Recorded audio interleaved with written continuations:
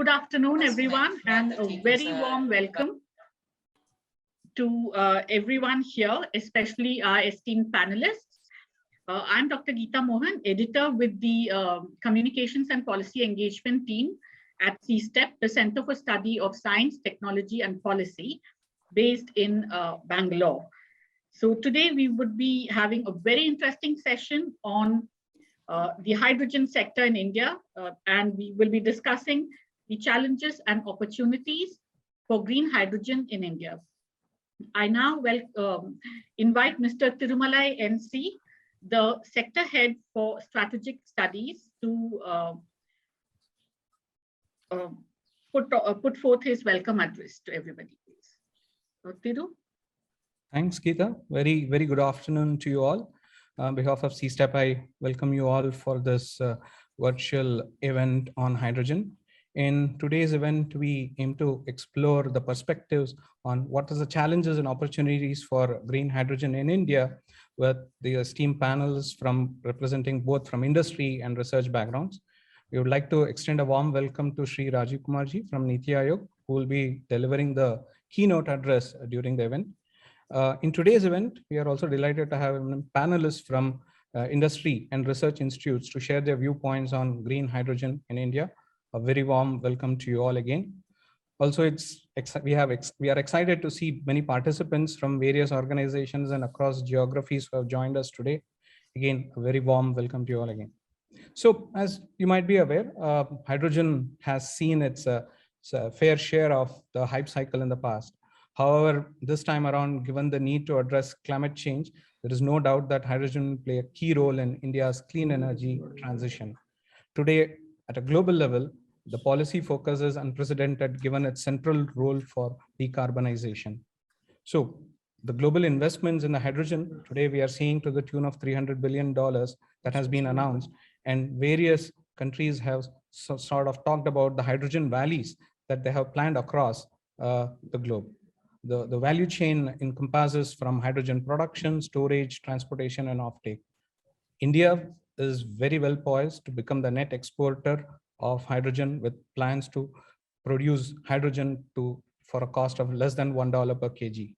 Now, given these exciting opportunities for various stakeholders, that is from the RE sector for enabling the green hydrogen, or manufacturers of hydrogen, the electrolyzers of fuel cells, storage system, etc. In today's event, we want to hear the perspectives from various experts on what are the sort of opportunities and challenges for enabling and accelerating green hydrogen adoption in India. What are the technology advances required, especially in the whole electrolyzers and the fuel cell segment, where a lot of work is happening? What is the way forward we are looking for, especially in scaling up for the manufacturing segment, especially again in the electrolyzer segment?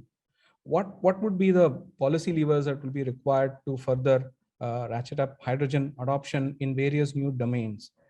And again, obviously the socio-economic impacts in terms of land, water, and new jobs, etc., are always interesting to look at when a new technology is entering and contributing to the clean energy perspectives. We hope in today's discussion, we'll be able to delve on some of the questions which we discussed, some of these questions. And I hope that today's event inspires ideas and discussions around the ways that we can enable faster adoption of hydrogen while creating opportunities for a robust domestic value chain. With this, I'd like to again extend my warm welcome to you all. May I now kindly request Dr. Jai Asundi to kindly introduce our keynote speaker, Shiraji Kumar. Thank you. Thank you, Thiru, for giving that brief introduction on what we like to call the nuts and bolts of hydrogen. I think it is reached that stage where we are in the cycle where everyone is talking about it. I think we as a think tank, as CSTEP as a think tank, is looking at various ways in which we can contribute to this particular initiative. With that, let me introduce Dr. Rajiv Kumar, who's the Vice Chairman of the Niti Aayog's, India's planning organization. He's a leading economist, and he's been an extraordinary speaker on multiple issues on the Indian political economy. And he was the Secretary General of FICCI, and also served as the Director and Chief Executive at the Indian Council for Research on International Economic Relationships. He's been a member of the National Security Advisory Board between 2006 and 2008. And of course, he holds a DPhil in economics from Oxford and a PhD from Lucknow University. Without further ado, Dr. Rajiv Kumar, sir, please give us a perspective, get this thing rolling in terms of what should be looking forward to, what should we be doing, and how do we take this forward as far as India is concerned. Thank you very much. Thank you very much, Jay. And thank you for inviting me to this, I think, very important conference and workshop. And I think you rightly named it the nuts and bolts, because we are thankfully coming to that stage, as you said. You know, friends, nature didn't provide us with fossil fuels, you know, and that's just a reality. As a result of which, you know, that our current import bill is about $160 billion, and is going to for energy. And our dependence is acute. 80% of what we consume is imported, and this is going to double in the next 15 years. But thankfully, nature has provided us with a huge amount of sunshine and water. And I think, and we are probably one of, and people tell me that, we are, our radiation activity, etc., is about the best, and so on. And therefore, I think 4 centuries later, after Cavendish identified hydrogen, we have now come to the possibility of India becoming an energy abundant economy, and an economy which can even think about exporting energy. And this is a huge transformation possibility and potential that we face today for ourselves. And I think this is not just exciting, but I think it'll transform whatever we are doing, and we need to do that simply because we can't depend upon fossil fuel, not only because it's financially infeasible, but also ecologically unviable for us and for the planet. We have to make this shift. And I think, as the chairman of NTPC mentioned the other day, which is that solar plus hydrogen could be the future for this country, and we can bring down the costs of energy to the extent that it can become virtually a public good. And that's a dream, but I mean, that's where we can go to. And I think this is where, this is what was behind the Honorable PM's call for making India a global hydrogen hub, global green hydrogen hub. Let me point that out clearly, a green hydrogen hub. Because today, we consume about 5.6 metric million tons per annum of gray hydrogen, which is about 9.9% or 10% of the global demand. But this is gray hydrogen, and this is 98% of it is gray hydrogen, and this is expected to double, more than double, to about 11.6 mmTPA by 2030. Now, that's, in my view, not the route to take, and we have to make this leap, because I think all the possibilities are there, all the portents are there, and therefore I think today is the time that we have to shift and decide that we will shift from gray to green as soon as possible. And I think this government is committed to that. We are following our Prime Minister's lead. And I think this is where you found that on the 17th of February, the Ministry of Power came out with, as it were, a draft hydrogen policy, which had several features. And I think that's, but, I think, NC talked about the hype that there was earlier. And we want to be careful about the hype. That yes, it's all very well to talk about, $1 per kg hydrogen, etc. And we'll come, and some firms, as you know, have announced that. But I think there is a long way to go for that. I mean, we'll get there, I'm sure, because of the technology, etc., that's going on. But at the moment, I think we must recognize that the cost of producing hydrogen is probably nearer to between $4.5 to $5 per kilogram in our country. And I say that because, on average, you use about, 55 units of electricity, which is about 70% of the cost. And that, if you estimate at 2.9 rupees per unit, gives you whatever it gives you. And then you add the capex costs of, the electrolyzers and then the compression cost, etc. You will end up at about this kind of a figure, which is about $4.5 to $5. And then, and this is, but I think this can be brought down significantly, and move. And there are companies which are already moving in that direction. But I think for bringing down those costs, we need to get the scale right. And if we get the scale right, then these costs will plummet. And with the technology, of course. Now here, I think the efficiency parameters of conversion from solar to electricity, and from electricity to hydrogen, and from hydrogen to whatever, I think they will improve significantly as we go forward, because a lot of work is being done there. But I think scale is the key. And I think therefore what we think is, and what the Prime Minister mentioned about India becoming the global green energy hub, is to get an export target for ourselves to begin with. I think that might be the way going forward. Because if we give ourselves an export target of 10 million tons, 10 million metric million tons per annum by 2030, I think that's the way to create that additional demand, because that will then generate up to 5 times that much for domestic demand.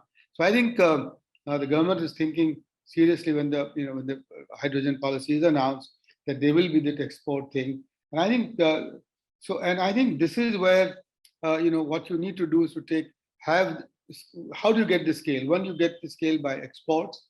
Then you get the scale by inducing, incentivizing, mandating the hard to abate sectors, which are the steel and the fertilizers and the refineries, to start switching for their thermal needs to hydrogen. Now that's not so difficult. Some of them are already beginning to make the move. And I think that's the other way that you have to add to that. And then finally, you will get, long haul mobility, trucking and buses, which will start using this. Now, I think here, let me also mention that for transport sector, which is a very significant emission, source of emissions, electric mobility plus hydrogen is the future for us. And I think both of them have to go on together, because I think that's the way it will happen. And I think we will, and Niti Aayog is pushing that, as you know, in a significant manner to go forward. And then, and if you can achieve this, then I think the promise that some companies like Reliance and OMIUM have made about $1 per kilogram in the next 1 decade can actually happen. And I think that's the focus. And that is, I hope, our discussion of the panel will focus on the nuts and bolts of how to get there. The only thing that I want to add here is that already the government is not only committed, but has shown its hand by saying that the interstate transmission charges will be waived, that open access will be given within the shortest period of time to those who are producing green hydrogen. We've got, I think, already the possibility of creating bunkers at the coastline, around that for export of ammonia, because that's, I'm sure, I don't know whether you have Acme here, who's putting up a small plant in Bikaner and then putting one big one in Oman. I mean, his demand is already booked for the next 15 years of all the ammonia that you can get, and that might be a big export possibility. I think next solar parks should give space for for some land, some space for the hydrogen sort of plants. And we already have, as you know, the government has already announced a production-linked incentive scheme for electrolyzers. Now, I think all of this is in the making, and I find I feel very thrilled that India is now it is universally recognized as having seized this opportunity in a sunrise sector. And I think that's the big change that that we are trying to get going. And I'm convinced that with the industry, academia, and the government working together, we will realize this vision of solar plus hydrogen as the future of energy for India. And let me stop here. Let me thank you again and wish your webinar the very best. And I'll be interested in finding out what you actually deliberated upon and your conclusions and findings. Thank you all. Jai Hind. Thank you very much, sir. Looking forward to interacting with you and actually giving you some inputs also from this. Thank you so much. Sure. Thank you, Dr. Rajiv Kumarji, for your valuable time and expert insights.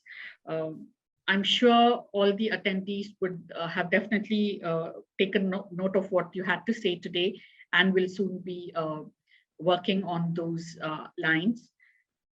So our event will now have a panel discussion with some really interesting inputs from various experts from around the world.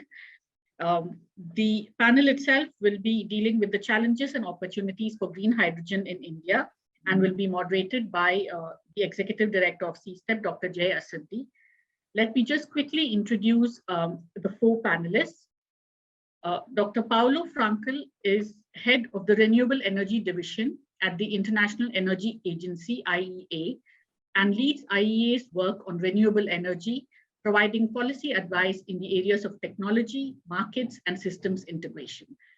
Dr. Frankel has over 20 years of experience working on renewable energy systems and markets, life cycle assessment, and eco-labeling. A very warm welcome to you, Dr. Frankel. Our next panelist is Mr. Arne Ballantyne, CEO and founder and co-founder of Ohmium. He has over 20 years of experience in commercializing hydrogen generation and power generation technologies. Ohmium designs and deploys innovative products of the hydrogen fuel cell, power electronics, and renewable verticals. By creating state-of-the-art suite of energy products, the company is enabling the world's transition into a sustainable future in a clean, safe, and cost-effective manner. A very warm welcome to you too, Mr. Ballantyne. Thank you. We're all looking forward to hearing from all the experts here today. Our next panelist is Dr. Karen Landmark, Chair of the Board for Greenstat Asia. With over 20 years of experience in the sustainability sector, Dr. Landmark is particularly interested in the complexities of big transitions and in how we can approach the global challenges in a holistically and just manner, caring for both people and planet. A warm welcome to you too, Dr. Landmark. And finally, we have our own CSTEP's advisor, Dr. Enraj Lakshmi. I'm sure most of us know her here. Dr. Raj Lakshmi has 27 patents to her name in her fields of research, a former senior scientist at the Center for Fuel Cell Technology, International Advanced Research Center for Powder Metallurgy and New Materials, ARCI. Her current research interests include hydrogen storage, fuel cell systems, and batteries. So over to you, Dr. Jay. And we'll have a short Q&A session once the panel discussion is over. Yeah, thank you. Thank you, Geeta. Thank you all for joining us. I think in this panel, I thought we would like to keep it as conversational as possible. But I think one of the things that we will start with, maybe with, I will pose a question with opening remarks from each of you for about 5 minutes. We will come back to another round of 5 minutes. And then we have a closing remark for 2 minutes. And then we can go to the Q&A posted by the attendees.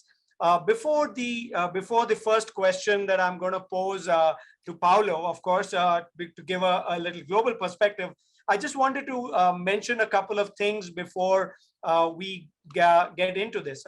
In this entire issue of hydrogen, Dr. Kumar did talk a lot about the supply side of it. He did mention a few things on the demand side when we come to iron and steel, the transport sector, cement, etc., or what we call the hard to abate sectors. However, the one thing that I do also want to convey is that I think there is a tremendous opportunity for students. I know many students would have joined in on this webinar too. I want them to also think of it in terms of, think about the chemical engineers of the 1930s and 40s looking forward to the petroleum revolution, and maybe the hydrogen economy might be that new technology or new area that they could work on.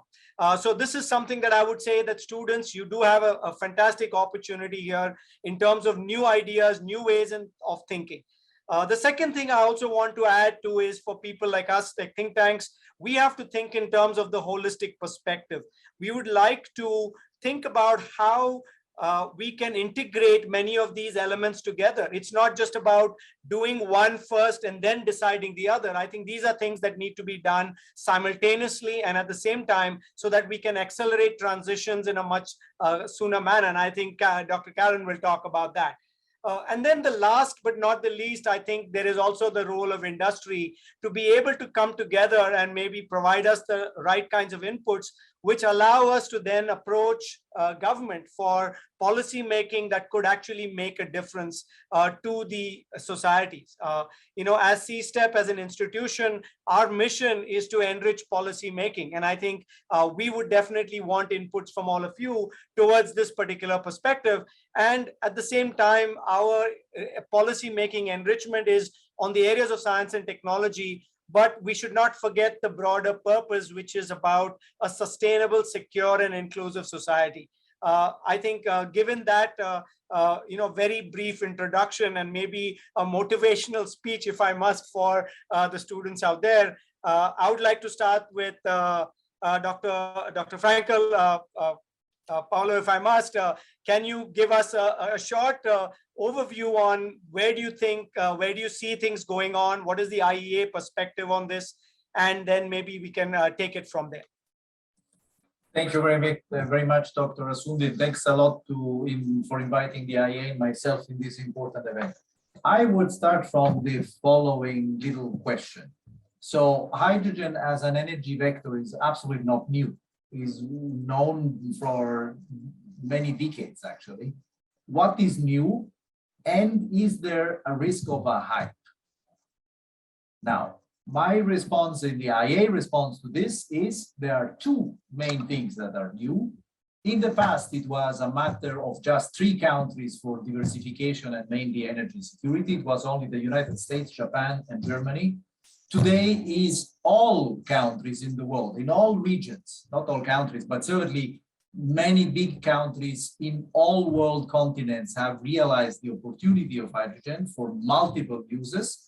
And the second big change is the dramatic cost decrease of renewables, which has opened a huge opportunity for cost-effective production of clean hydrogen. This is why we think this is not a hype. Hydrogen is going to stay and to play a major role. The major role for us is particular in an optic of the net zero future. Now, at COP26, countries corresponding to 90% of the world economy have put pledges for net zero sometimes around the mid of the century. Some before, some later, but basically this is a major, major difference with just respect of a few years ago. And in this net zero perspective, we have to understand the importance of low carbon fuels. Dr. Kumar said it, and we usually, when we speak about renewables, we concentrate on solar and wind, we concentrate on electricity, and we tend to forget that electricity today is only 20% of total final consumption in the energy system.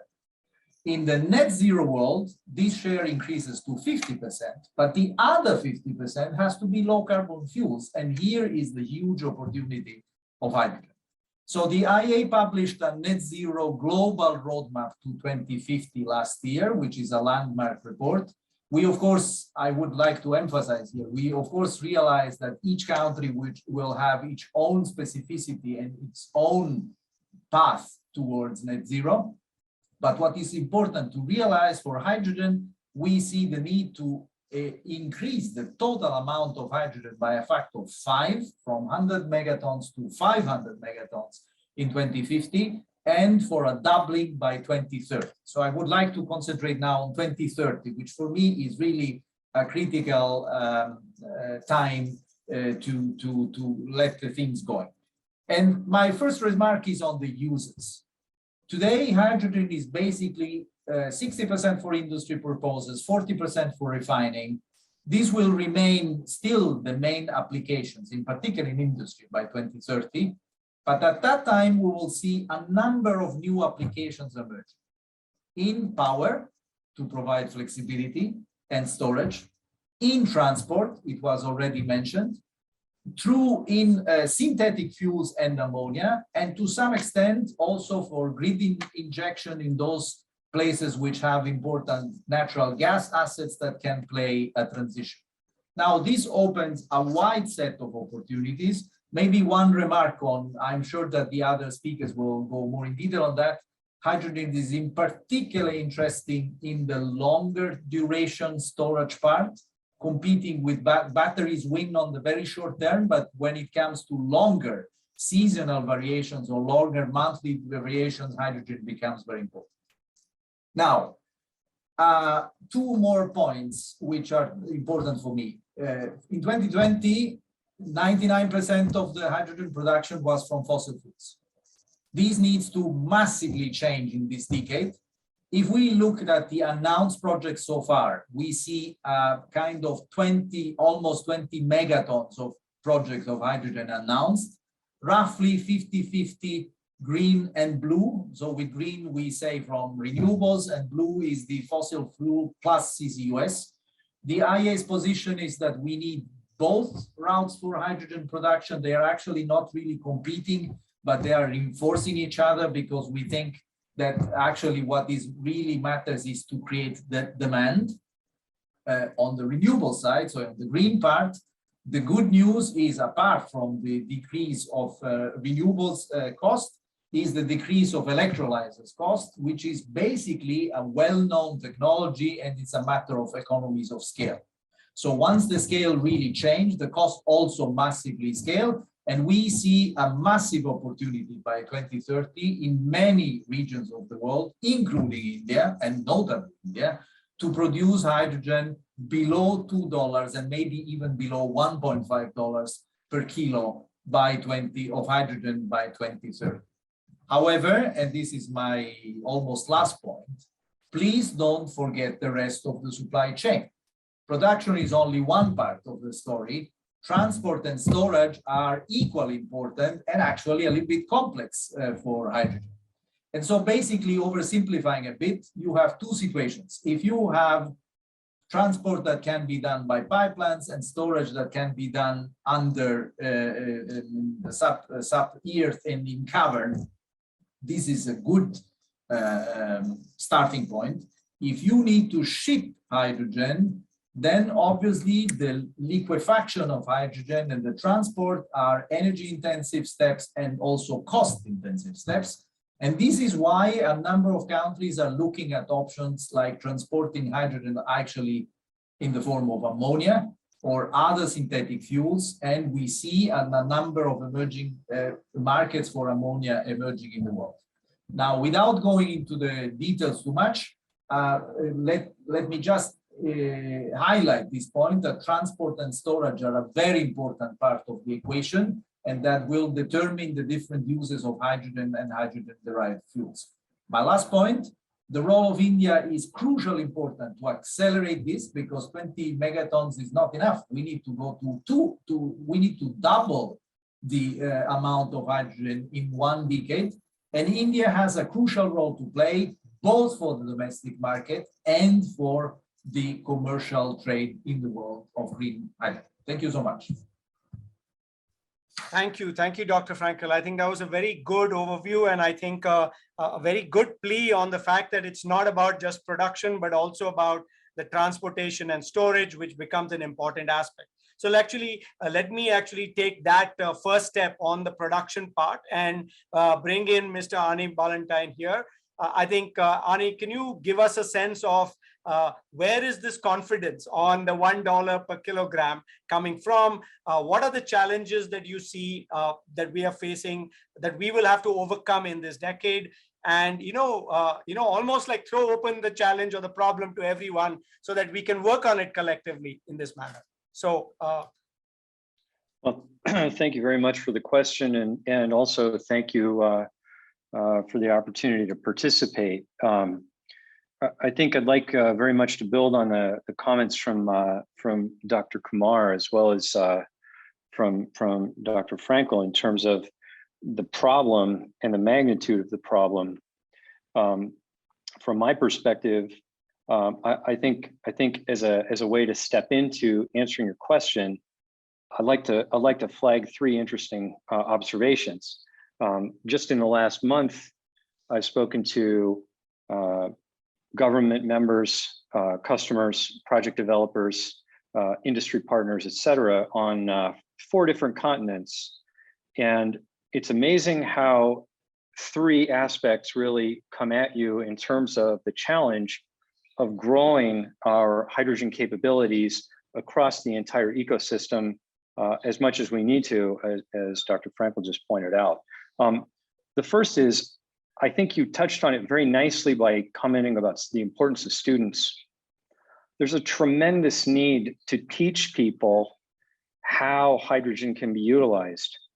We all come from a number of years of coming at this, or one way or another, a number of years of hearing about hydrogen, where generally hydrogen had to do with an airship, or maybe hydrogen had to do with going into outer space, or maybe if you're like me, hydrogen had to do with the opposite, making oxygen so you could breathe on a submarine, or maybe it had to do with a fuel cell vehicle. But very few of us were lying awake at night thinking about the massive number of industrial transformations that need to happen in order to get to that carbon neutral point that Dr. Frankel was talking about. And what's fascinating is, just to touch again on the point of education, it is not 1 or 2 weeks that doesn't go by, and my team and I find that we're engaging into a conversation for an application of hydrogen which had not come up before. And I think that's a very powerful situation for someone from the point of a student, or even someone making a career choice, or a corporate entity thinking about whether or not to engage. The fact that this world of hydrogen is changing so quickly, and there's so much to learn and exchange with each other in order to enable those capabilities, is absolutely astounding. When Dr. Kumar commented on the tremendous progress, and with my deepest respect for the honorable members of the Indian government to create the policies which are now leading the world, this has happened in short order.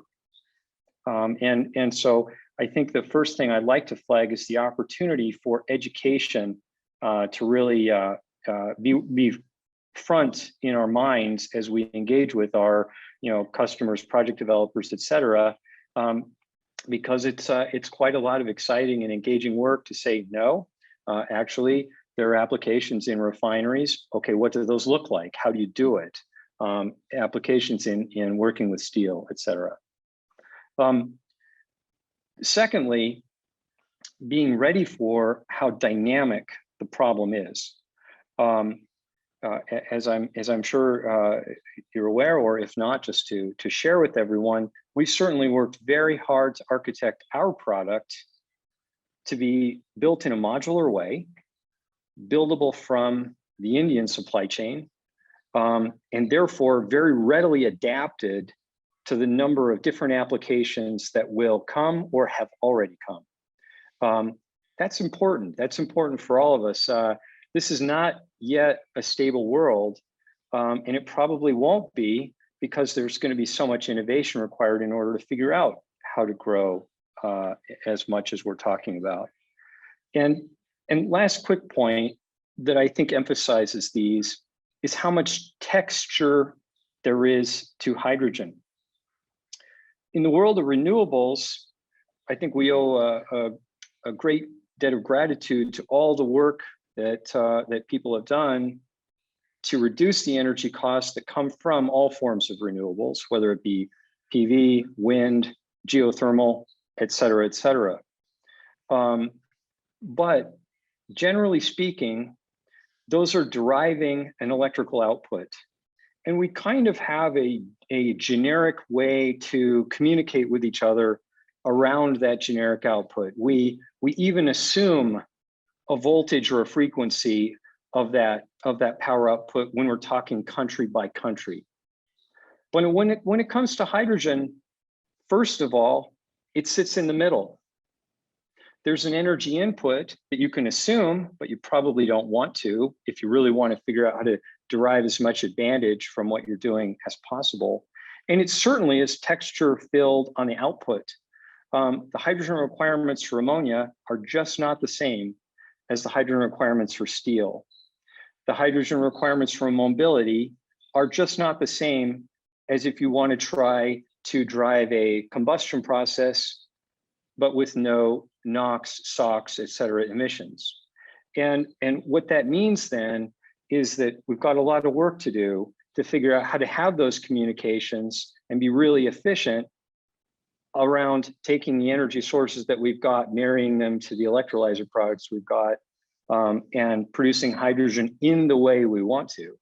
And so those are just three very high level observations. Now, to your comment about confidence, you know, the tremendous thing that we see is that when you take a strong basis in electrolyzer technology that happens to come from, you know, US NASA and Navy, but then find the way to implement that into the very powerful automotive type supply chain ecosystem of India, and do it in a way where the design is modular and can be adapted to attacking the problems of ammonia or steel or et cetera, and yet also taking the energy inputs that are actually a lot more textured than we may want to think, then it's quite viable to find ways to have a positive return, even when, as Dr. Kumar pointed out, the hydrogen cost might still be $4 or $5 per kilogram. Yet, if you're creating a very optimum solution, the numbers can pencil out. And of course, that then gets the wheels turning in terms of scale, and you get the entire ecosystem going. And as PV energy costs and wind energy costs come down, of course, we're working very hard to make our product as valuable and also affordable as possible. Then you can draw a line to numbers below $2 a kilogram, all the way to numbers that are at $1 per kilogram. So some quick observations from my point of view. Thank you, Ani. I think that was very useful, and I'm glad you also picked up on the aspect of getting more students and the younger folks into this, because as we all know, this is the problem of the future. And I think let me pick on that last thread, because I think it fit perfectly into my next question for Dr. Landmark. You know, we talked about the fact that it's not just about production. We also need to see what is the texture of that hydrogen. How is it going to be used? What are the aspects? So can you come in here and give us a little bit of a flavor on, you know, what is the overall aspect that we should be thinking about, worrying about, and taking care of if we want to see this become a reality sooner rather than later? Okay, so thank you so much for allowing me to speak, and thank you so much to the previous speakers. It's always a pleasure, and I just want to start by saying that for me, observing India from the outside and looking into the steps that you're taking is really makes me optimistic, because I think when a great nation like India moves, the world notices. So let me start by that. I have a presentation. I don't know if you want me to share that, or should I? I'm okay, but I can share. You can try. Yeah.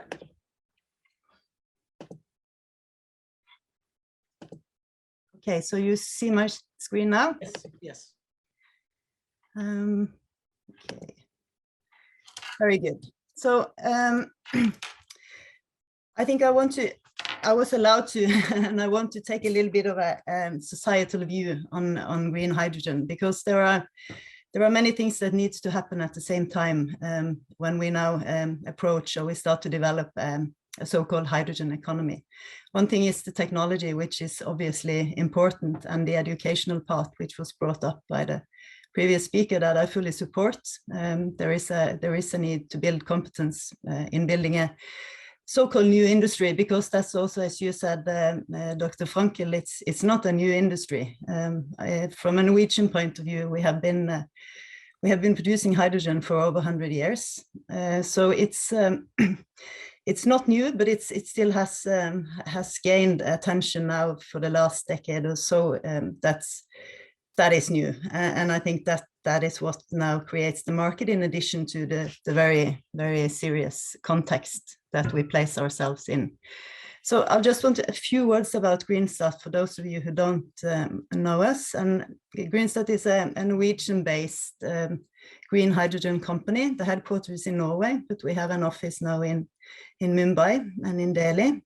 So we work throughout the whole value chain of green hydrogen, which means that we work from the energy input side and wind and solar to end market applications, where we also have developed the concept for green energy filling stations. So very easily said, our business model is to build, own and operate green hydrogen plants, and we prefer to do it in partnerships with others. So we've been in the Indian market for about 2 years now, and it's really an adventure to follow that development. So I'll get a little bit back into that. So Greenstat's mission is to make green happen, and I would like to touch into a little bit the why of this vision. Sorry. So the present decade has been described as a defining decade for humanity. So as we see now, also with the war going on in Europe, we see the consequences of multiple crises, emphasizing, we think, the need to solve many issues at the same time. So for us as a business, this means to put societal development first, and hence develop projects that benefit society as a whole. So Greenstat we refer to ourselves as a green transition company. And that is that we acknowledge that a transition to green energy is a transition that happens on multiple levels. So I think that's also been said by the previous speakers, that these are kind of crucial years in human history. And it's now that we kind of decide the future of the planet, maybe for all of us. So green hydrogen will play an instrumental role in this. Greenstat is so-called technological agnostic. So that means, very easily said, is that we believe that there are available technology today that we can implement and start the projects now. We are, however, involved in research and development and innovation projects to support the constant development of new technology. Karen, if I may just hold you, we can't see your slides moving. So, sorry. So, yeah, so we're just seeing the application view. So you may just want to switch to the slideshow. So we can share the slideshow rather. Yes. Yeah. Okay, we can see the slides moving now. Yeah. Or you can go into presentation mode. We'll be able to see that. I don't know if that will help. I'm sorry about that. It's technology. It never really works. So you see the slide now called the Green Transition Company. Yes. Yeah. So, and I made my point about the technology agnostic approach. Right.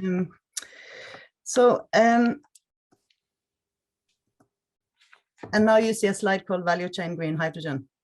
No, it didn't move forward. I think maybe what is being, we'll have to move in this way. Yes. Okay. Sorry about that.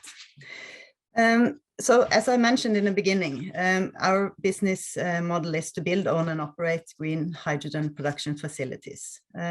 in most of our projects in Norway, we do this in partnerships with strategic partners that kind of fits the purpose of the different projects.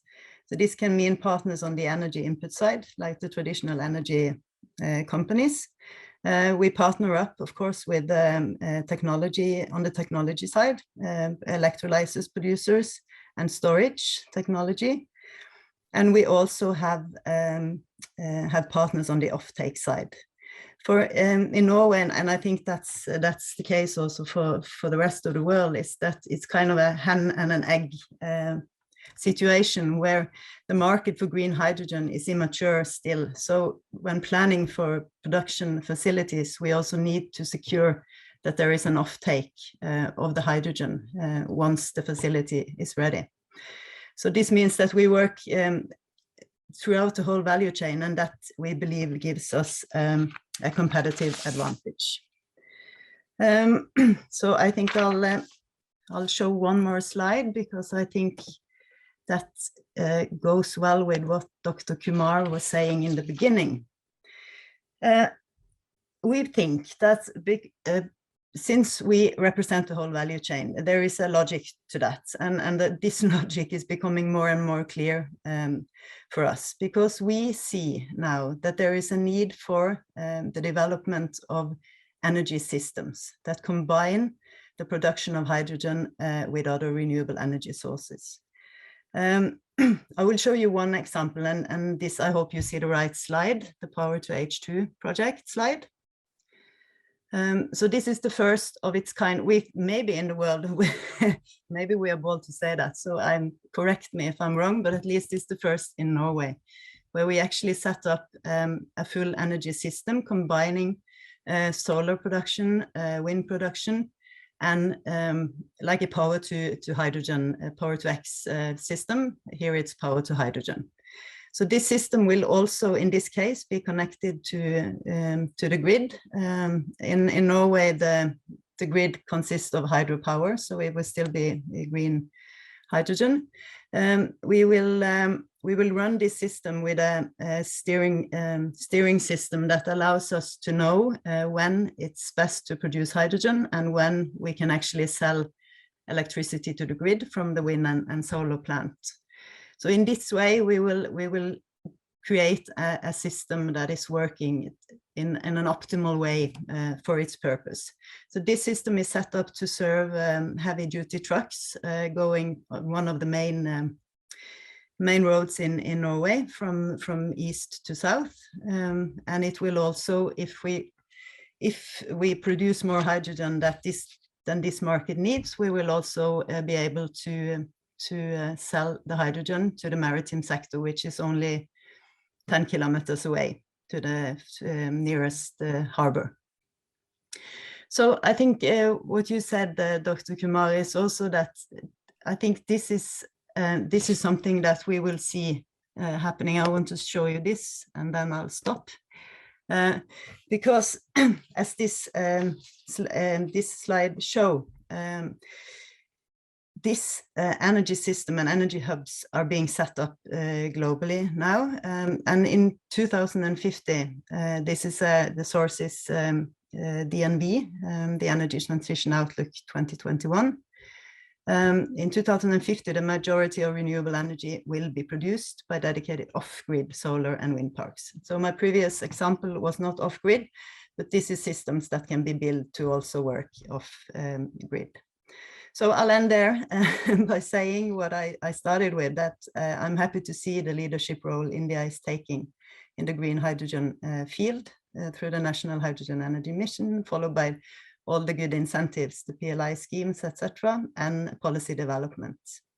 So thank you so much. Thank you, Dr. Landmark. I think that was very new, good information that we got about what Greenstat is doing. I think let me take on another thread, and I think that's something that we will get back to with the others.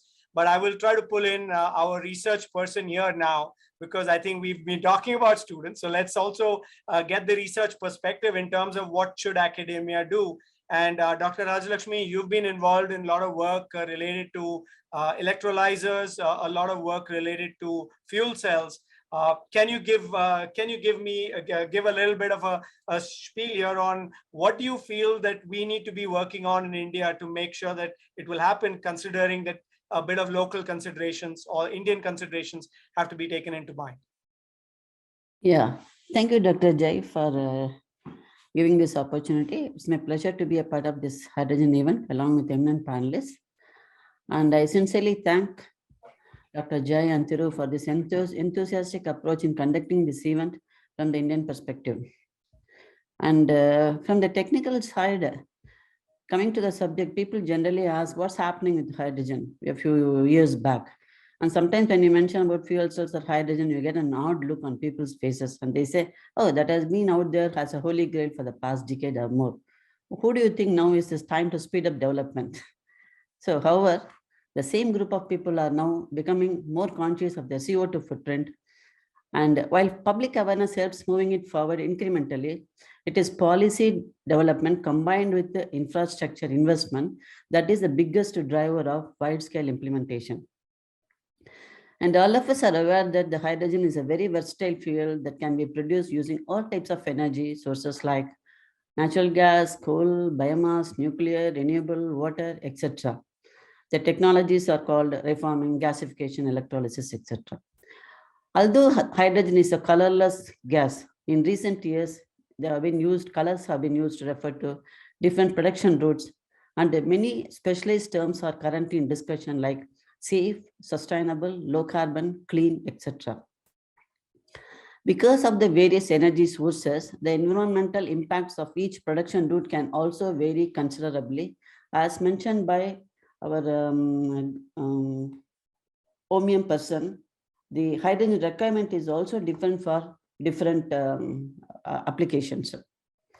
The three factors to track the progress of hydrogen production and use are, first of all, on the ground progress in deployment and government ambitions of 1 or 5 million tons in India to integrate into long energy strategies, and gaps between the on-ground progress and government ambitions and projected energy transition requirements. Many countries are working towards net zero emission by 2030 or 2050 or 2070 and aiming to produce 500 million tons of hydrogen by all the methods. The source is IEA. When we look at the policy trends of all the countries, most of them would like to go for reformer with the CCUS in addition to the electrolysis. However, Canada has got some interest in biomass hydrogen production, and India is also planning to invest on the same, and which we need some more clarification on the same. So when you go for this reformer with the CCUS, so what are the innovations that are needed for the natural gas reformation with the CCUS is the process technology, as mentioned by Dr. Jai, how the chemical engineers can help. So the process technology has to be modified a little bit in terms of deployment of ceramic membranes for water gas shift reactions and the integration of gas heated reforming into ATR at scale. And also one more important thing is improving and inspecting the purity of hydrogen at various process levels. That is very, very important, because finally at the end of the day, they say that they are getting 99.5% purity, which is not useful for many of the applications. Then coming to the next is materials. With respect to the reforming and CCUS, identify alternate materials compared to expensive and rare materials. The other way is developing ways to recycle the processed materials and developing process with advanced solvents for catalyst regeneration and to prevent corrosion. And in terms of carbon storage, CCUS, recharacterizing of old oil wells and deploying subsea storage installations that may be required at the moment. And coming to electrolysis, the major bottleneck by electrolysis process is the power requirement. Everybody knows that 50 gigawatt for 1 million ton of hydrogen, as well as water requirement of 9 million tons. And space requirement for renewables is also another challenge. And to just give a small note, green hydrogen requires about 300% more electricity than what we have right now. And everybody thinks that electrolysis requires about 9 million ton of hydrogen for 1 million ton of hydrogen. A quick note is natural gas reforming with the CCS also requires 13 to 80 kg of water for 1 kg of hydrogen along with the fuel. And similarly, while coal gasification also requires about 40 to 85 kg of water per kg of hydrogen. So these are the things which people are not forgetting, that only electrolysis requires water, but reforming also requires, gasification also requires water. This, I think, the policy decision can be taken on that level. And in the case of steel industry also, 50 kilogram of hydrogen is required for 1 ton of steel, which is about 2.5 megawatt hour, and additional electricity for arc furnace and heaters. Totally about 6 megawatt hour of energy is required for 1 ton of steel. In the case of cement industry also, 110 kilowatt hour of energy is required for 1 point, and along with 1.10 of limestone. So the power requirement, see, if you go to the hard to abate sectors like steel and cement, the power requirement is also increases for the production of hydrogen, and then we need to consider all these factors. So what are the main challenges involved for manufacturing of green hydrogen? Everybody knows that it's a very high technology cost, lack of adequate international supply chain, lack of infrastructure development, and demand creation of hydrogen-based technology. And these are all the things which I think Green Start and OMIUM are considering that. And coming to the last sector, what are the challenges in electrolysis apart from this infrastructure and policy? The electrochemical engineering, we need to go for the advanced manufacturing methods and to increase the stack density and volume, and utilization of recovered waste heat, and creating catalysts from less scarce materials, and recycling of electrolyzers and materials, catalyst delamination or dissolution, and materials reducing the interfacial resistance so that the specific surface area of the electrodes and catalyst can be increased, which increases the efficiency of the system. And a materials requirement for electrolysis is also very, very high. For example, in the case of alkaline electrolyzer, 1,000 ton of nickel per megawatt is required. And for PEM, we need about 300 kilogram of platinum and 700 kilogram of iridium for 1 gigawatt. So we have to see whether these materials are available in India or are we going to outsource it. And with respect to the process in electrolysis, we need to have a new hydrolysis routes. For example, right now some aluminum scrap is being used along with the gallium so that you get the green hydrogen out of it. Something of that sort need to be done by the researchers. And optimizing the design of the electrolysis plants, as OMIUM person was telling, it's a modular in nature. So this type of new designs is required in our country also. And apart from that, increasing the lower heating value efficiency and faster ramping of electrolysis is one of the major technology requirement in terms of electrolysis process. And the other thing, how you can going to reduce the cost of the electrolyzer is, one potential path is to reduce the capex by 80% and opex by 90%. Reduce the electricity cost and improve the efficiency. So the capex has to be reduced by 80%, then only the cost can be brought down from, right now it's about $5, which can be brought down to $1. To conclude, in terms of technology, there are almost 13 technologies in the 3 methods of hydrogen production, which are at very, very low TRL levels, like AEM, SOEC, ATR, sorption, enhanced reforming, thermochemical and photoelectrochemical water splitting, etc. So first of all, we have to bring these technologies to higher TRL levels. That is in the hands of the researchers. And similarly, in the case of storage and distribution, like liquid hydrogen, LOHC tankers, metal hydrides, use of depleted oil fill, etc., at very low TRL levels compared to storage tanks, pipelines, and ammonia tanks. In the case of utilization in industry, transport, and power, there are about 30 technologies. Only 5 are at the TRL level of 9, and all the other methods pose a lot of challenges for implementation. So now it is in the hands of the researchers or how they are going to take it forward to meet the needs of the technology to go to the higher TRL levels. So this is my way of looking at it. Thank you, Dr. Enraj Lakshmi. Gave a really good overview of research challenges. And I think that's pretty much what we would like to convey to most of academia. So, if I may, because of the way the panel is, since you came in last, I would like to ask you the first question of the next set of questions and go in reverse order. The question to you is, you mentioned a whole host of technologies, the fact that they are not at very high TRL levels. What are the two important ways in which we could consider encouraging, development in some of these areas? Could you give me two of those? Alternate materials, new materials development. Okay, so one is alternate materials. What about the issue of intellectual property rights? Do you think there's a need for looking at a new regime for intellectual property rights when it comes to something like this? That is true. Say the moment you develop alternate new materials, IP also comes along with that.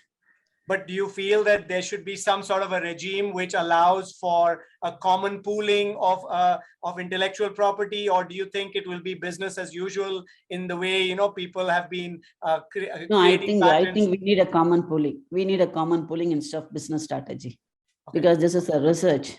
So I think we need a common. Okay, so I mean, on a very altruistic note, let me just go next to Dr. Landmark. I think the question to you now is, you did mention about these projects. How soon do you think a project like what you are talking about? I know the Scandinavian countries have a lot of hydropower. India, in that sense, has a different kind of triumvirate, right? We've got solar, wind, and hydrogen.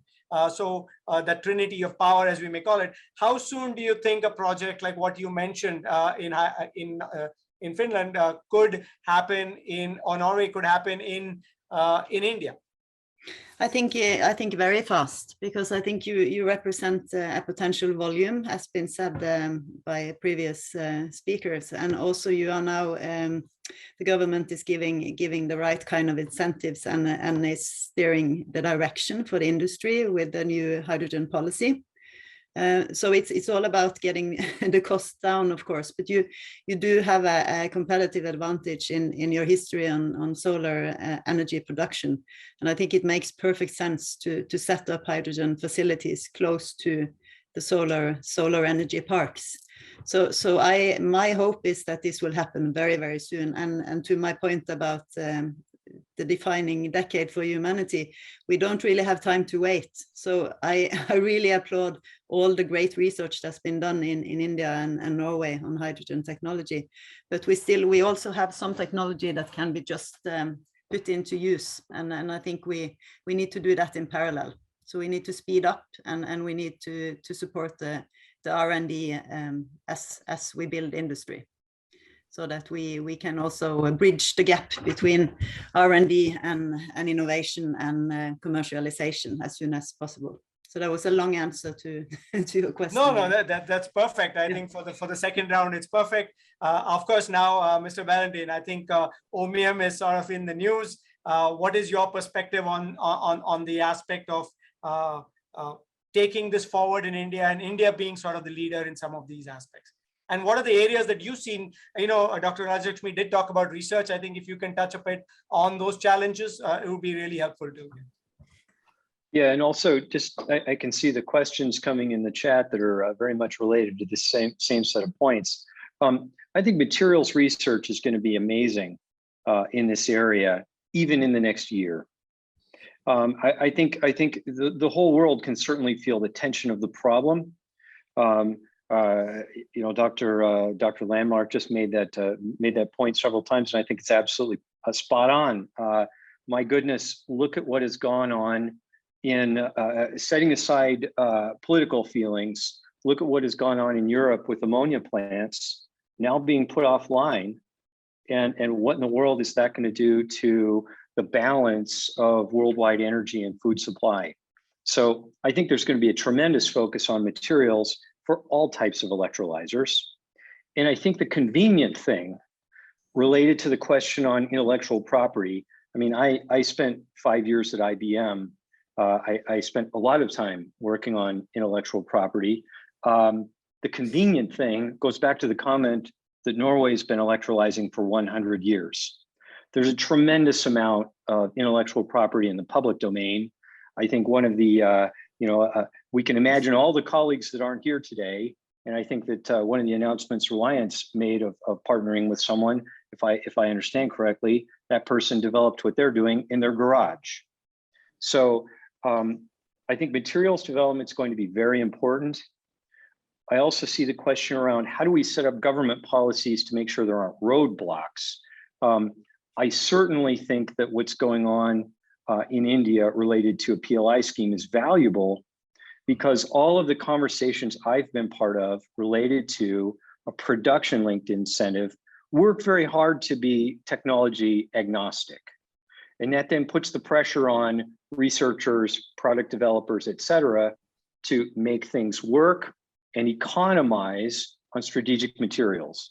And as you can imagine, we work very hard on that. We have strong strategies around how to not end up in a bottleneck or a box canyon around any of the materials that are associated with PEM electrolysis.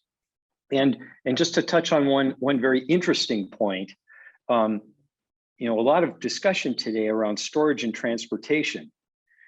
The wonderful thing about the strategy I see unfolding in India is we've got work to do to figure out convenient ways to have infrastructure for transportation and storage. Meanwhile, let's put hydrogen generation at places like steel plants and refineries where we can use it directly on site. Of course, pipeline injection, power plant injection does the same thing. And it's really a nice way to step into the problem, because at the end of the day, any CO2 emissions we can mitigate, we have mitigated. And so I think that's, certainly as we think about the problem, I see that an awful lot. Like, one day we're going to need to get it into a ship, and that one day might be 2 years away. But tomorrow, I want you to put the units right over there and put it into that ammonia reactor, that Haber-Bosch reactor, or put it over there next to that refinery and help me offset the SMR that would be running otherwise. So. Thank you,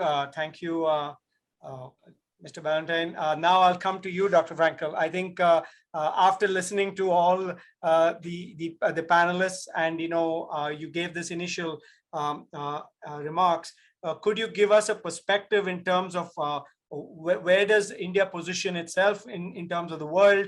What is the IEA perspective on some of these things? I know you guys have a slightly more aggressive way of looking at it, but could you come up with, could you give a bit of perspective on what you think based on what you've heard so far? First, I would like to thank for the great discussion and say that I agree with most of what has been said by all the other distinguished colleagues.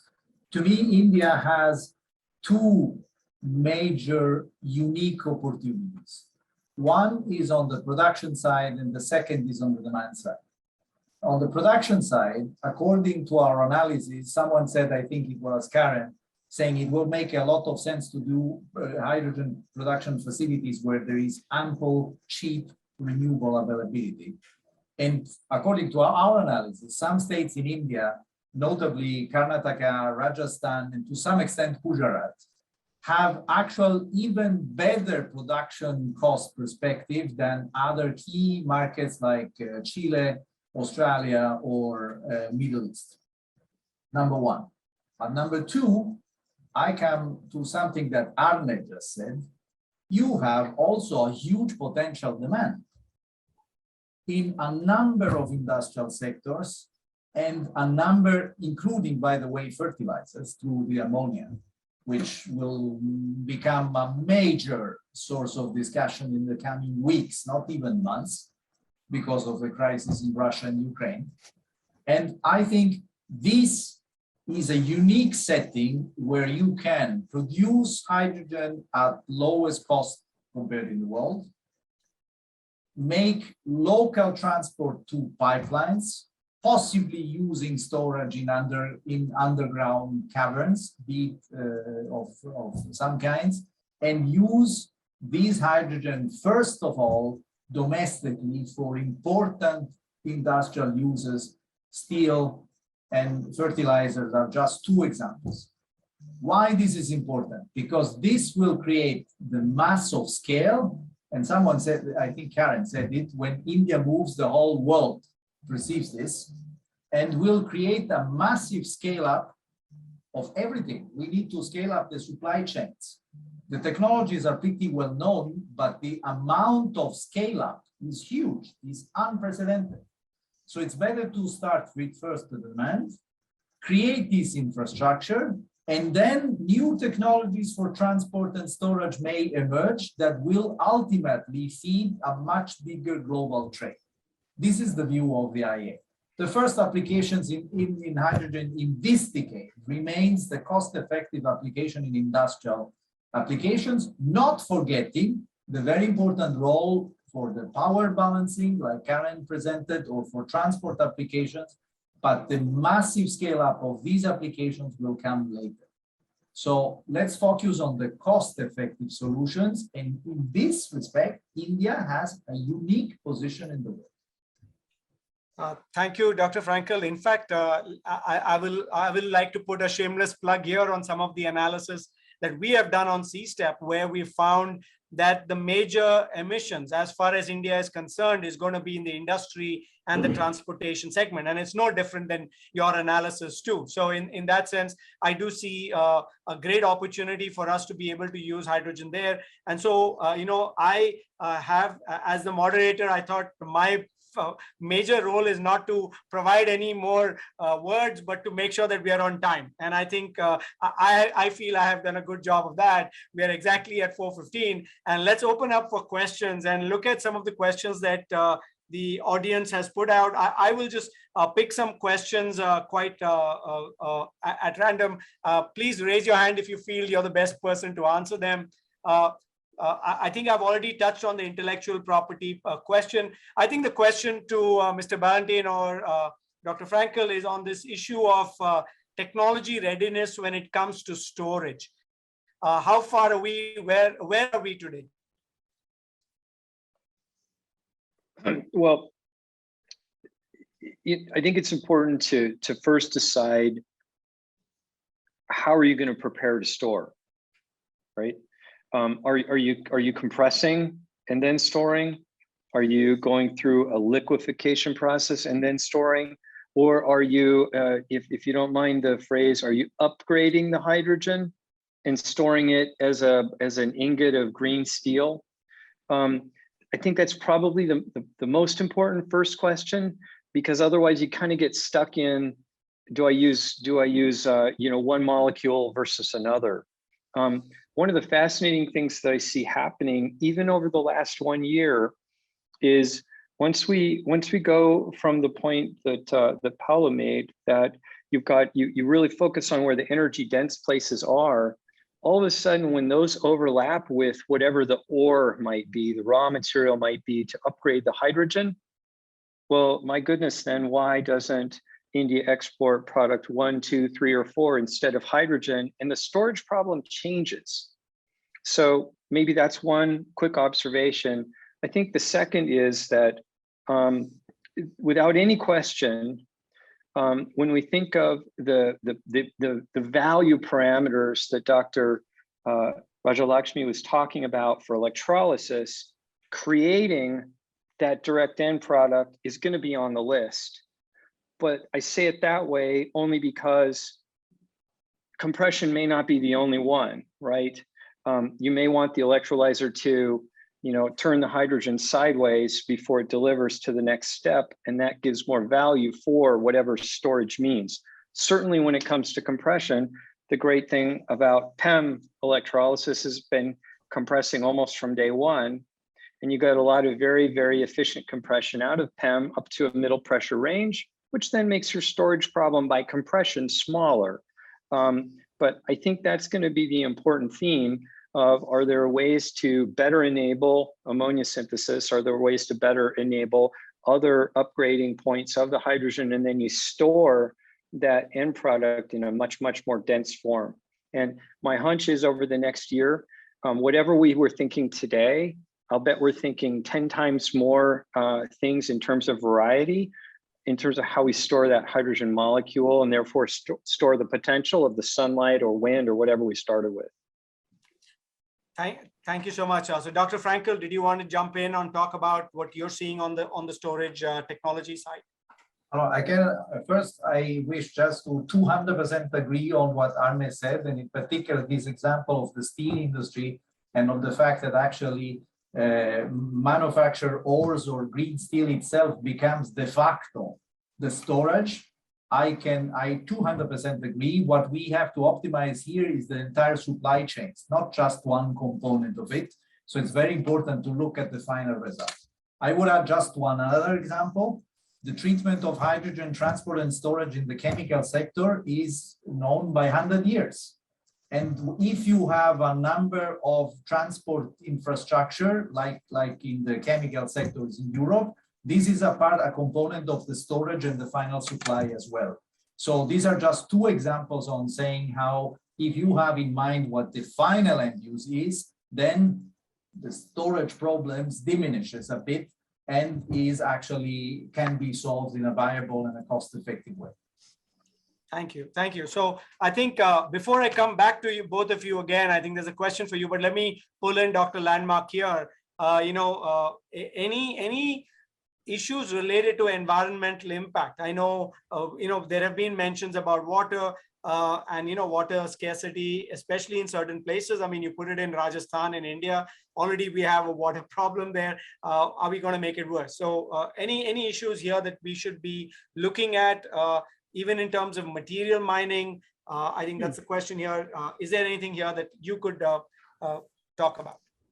I think it's an extremely important question that's been posed, because it says something about the complexity of the transition, because we are in a hurry, and when we are in a hurry, we tend to do things without thinking far enough ahead. And I think that we all acknowledge that we're in the middle of a climate crisis and a biodiversity crisis, which means that we cannot use land uncritically. We cannot use the resources uncritically. So in planning for a green hydrogen economy, we need to take all these things into account. And if we give ourselves the framework of the United Nations Development Goals, we see that there is no use in solving one of them if it's happened on behalf of the rest.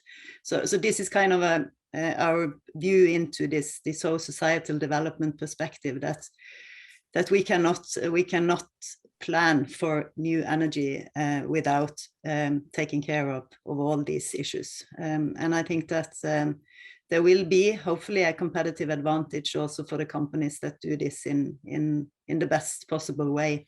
My personal view is that we have a moral responsibility to do this in a sensible way, both for humans and nature. Otherwise, none of us will succeed in the end, because we cannot succeed in a society that fails. So I think, it's in a way it goes without saying, but it's still so extremely important to put it on the agenda. So I thank you for that question. So let me throw up the question to all four of you now on this issue of ocean water. I mean, is there an opportunity there? Is that something that can be done? Or what are the challenges, and is there anything there? I mean, each of you can go at this one after the other.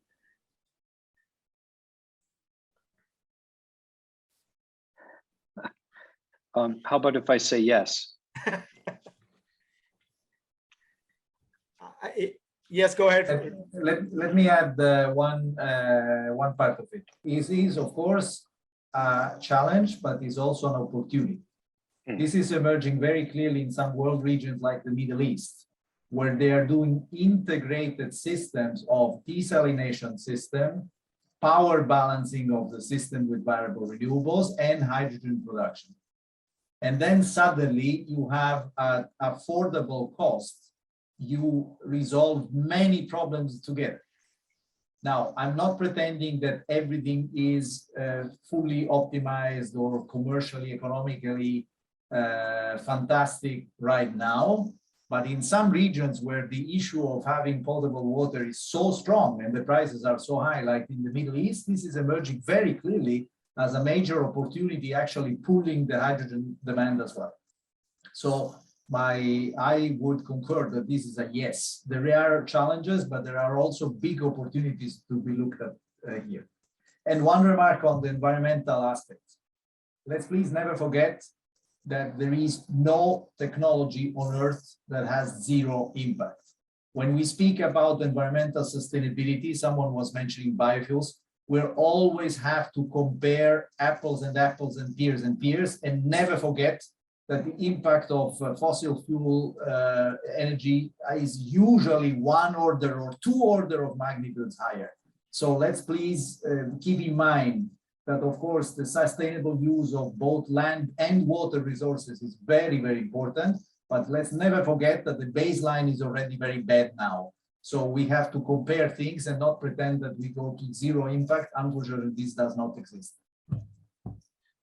Yeah, thank you so much. So I think, let me ask this one question, which I think is very pertinent given India. You know, India is a country where majority of the people are actually employed by the small, medium scale industries and enterprises. What is the opportunity now for entities like that, given you know, it's not just high technology, but it's also it could be likely to be distributed. So what are the opportunities here? Any comments on that particular perspective? When you look at any of these electrolyzer products, they're made out of small parts. It's not a this is not a nuclear power plant that we're talking about, and small businesses can be just as capable of delivering high quality, well-made parts that can go into electrolyzer products. I think the same comment could be made about elements of dispensing, storage, liquefaction, ammonia synthesis, et cetera. Because at the end of the day, while I think I completely agree with the comments that big industry will get things started, sooner or later, hydrogen has to make it back to the farmer, to the person driving the small vehicle, to the house. And of course, that's also energy has to make it back. And so I think there's a tremendous opportunity.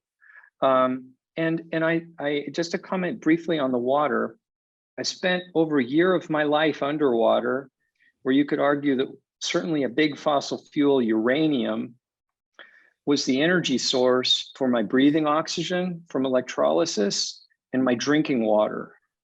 So never mind about the uranium. If we continue to make renewables more and more cost effective, will there be energy that can make water available, either coming from seawater or replenishing other wastewater streams, et cetera? I think the answer is absolutely yes. Great. I think that's fantastic. And I think what I will do now is, we have 4 minutes. We have 4 panelists. To add to your MSME requirements, there is a lot of requirements for BOP systems for electrolyzers as well as fuel cells, which can be taken up by the small scale industries. And the power conditioners, as mentioned by Vomian, the power conditioners vary from country to country in terms of voltage, power, and frequency. That is also one more option for the small scale industries. And to answer your other question of electrolysis, seawater electrolysis is a bit expensive. The objective is to reduce the cost, and you are going to add by going for seawater electrolysis. However, if you have a desalination plant, the cost will increase only by delta X times. It's about $0.02 per kg of hydrogen. So the desalination is a better option compared to seawater electrolysis. Yeah, thank you for those very concrete perspectives on that, Dr. Enraj Lakshmi. Now, let me leave with a last question for each of you. And I know this is a surprise question. We are sitting here in 2022, and I hope that we continue working in this area. If we were to come back in 2025, tell me one parameter that you feel that we should be tracking over this period of time, so we know that, yes, we are on track or we are not on track. So each of you can take a shy at this. Think about something that you feel by 2025, we should have accomplished X, and that would tell us whether we are on track for our targets for 2030 or we are not. Yeah. Dr. Enraj Lakshmi, you can start. You're the research person. You should tell us what should we have by 2025. See, as I mentioned in my conclusion part, but there are about 50 technologies for the whole value chain of hydrogen to go forward at the highest TRL levels. So each institute should focus on one particular technology and take it to the next level by at least by next 5 years, not 2030. And then fine tuning can be done after 3 years or 4 years, sir. So I feel that each institute should focus on one particular technology, not on everything. So you suggest a that way we mission can- mode on these technologies? Yeah, that way you can track the progress and then you can achieve the goals. Okay. Dr. Landmark, do you want to say what should we see by 2025? So it was a surprising question. So maybe I would like them to see that the link between technology and society is made very clear, and that we see technology development together with societal development in the renewable energy field, basically. Okay. Dr. Ballantyne, I'll go with you next, and then. Well, I think, we're certainly going to stay focused on this aspirational goal of achieving $1 per kilogram by even 2025. But I think that when we come back together in 5 years, we're going to find that we're not so much talking about the levelized cost of hydrogen, but we're starting to talk about the levelized cost of X, where it's steel, ammonia, whatever the other thing is. And we've transformed ourselves into how we connect farther into the integration of hydrogen into our global ecosystem. Right. And Dr. Frankel, I think you get the last word on this particular question. Thank you. I think I go in the direction of Arne. What matters, in my opinion, in this decade and in the next 3 years is to create demand. So what I would like to see is pledges from hard to abate sectors, notably industry, but maybe also transport and power balancing, that are compatible with what I have in mind from our net zero roadmap, that we have to double the amount of hydrogen which is available in this decade. And all these needs to be clean hydrogen. So I would concentrate on the demand and look at the demand, at the pledges of these difficult sectors, how concrete they are, how, even if this is just being built, and then I can tell you a little bit better, yes, we're on track or no. No, this has been a fantastic hour, if I may say so myself. I've been tracking the sector and I've learned a lot from all of you. Once again, thank you very much for being part of the panel. I will now hand over reins to my sector head of energy and power, Mr. Abhishek Nath, to come and give us a bit of a thank you note for all of us. So thank you all of you. I think it was fantastic to have all of you, and hope to keep in touch. I think let us keep this conversation going. I think it's very important because this is the beginning. This is not a report release function. This is a function for us to figure out what do we do next. How do we work with our stakeholders? And you are all one of them, to continue this journey, to make sure that we, like I mentioned in the beginning, sustainable, secure, inclusive society. That's what we are looking for. So Abhishek, over to you. Thank you, Jay. I will not attempt to summarize everything that has been said, because that will be a difficult task, I'm sure. But I'll just like to thank first Dr. Rajiv Kumar, who found time to be with us this afternoon. And I think very aptly, as the session was named Nuts and Bolts, I think he very aptly talked about the first important thing, the 160 billion import bill.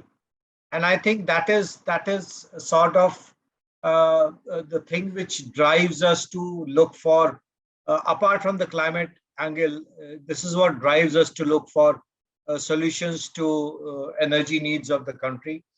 I think the government, as he mentioned, the government has come up with the draft hydrogen policy on 17th of February, the first part of it.